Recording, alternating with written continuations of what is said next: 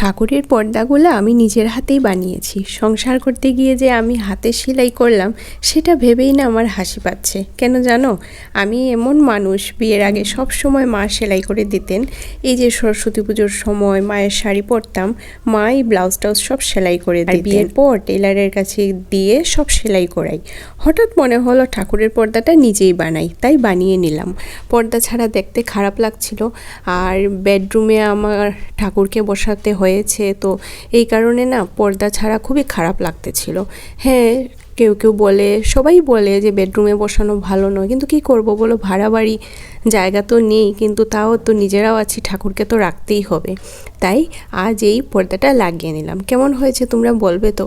আচ্ছা বন্ধুরা, এখন আমি তাড়াতাড়ি করে ঠাকুরটা দিয়ে দিই, না হলে ঠাকুর বলবেন তুই আমাকে খেতে দিতে এসে ভিডিও করছিস, দেরি হবে তো। আমার যে খুব খিদে পেয়েছে।